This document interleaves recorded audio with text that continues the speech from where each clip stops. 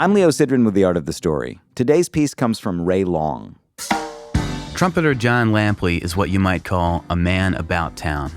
Born and raised in Ohio, and now based in New York City, he somehow finds the time to play in Stephen Colbert's house band on The Late Show, plus tour with O.A.R, Lake Street Dive, Hunter Tones, and more.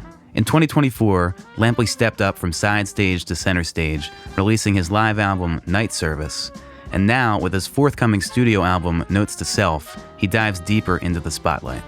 I recently sat down with Jon in Brooklyn to talk all about his 11 years in the Late Show band and finding his voice by way of his new record.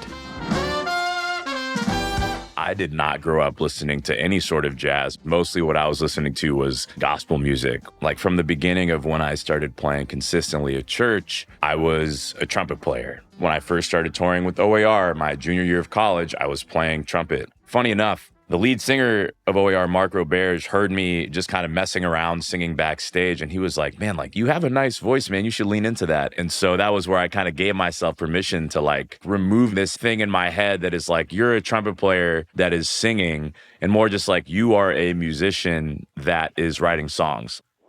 On the lead single, Greener, Lampley explores comparison being the infamous thief of joy, mixing his gospel and jazz background with hip-hop and some unexpected tinges of musical theater, plus a masterfully executed cameo from Colbert.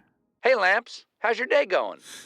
Cracked a couple eggs, but the omelet was runny. Cracked a couple jokes, but they weren't really funny. Steven's been amazing. Having been in the band at The Late Show for 11 years now, to work alongside him has been a dream. And so I knew I wanted that moment on the record to be special, and he was the first person I thought of. And I feel really cool that that's kind of like a collaboration between myself and somebody that I've looked up to and worked with for so long that will exist forever.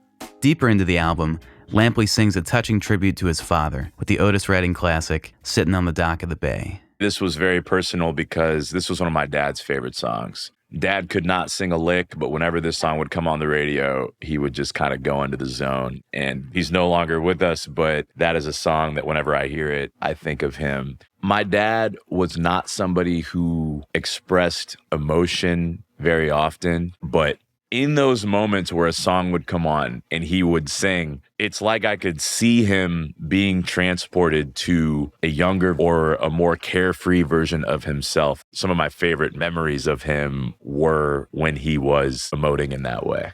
Towards the end of the interview, I took a bit of a risk, and I actually read Jon a quote from his past self, which I found in his 2021 conversation with Leo Sidran on The Third Story. When it comes to creating or writing, that's where I'm just like, man, I feel like I have something in me that I want to get out, but I just feel very insecure, very inadequate about it. But I think I do want to put something into the world that is me. Wow. That's wild because the biggest thing that was preventing me from really leaning into my artistry, and, you know, it's easy to say like, oh, well, I'm just busy being a sideman and blah, blah, blah. But the biggest thing was that insecurity, and this album that I've made really does feel like me. That's wild, man. Thank you for sharing that. Well, I hope that version of myself can hear the record and be like, dang.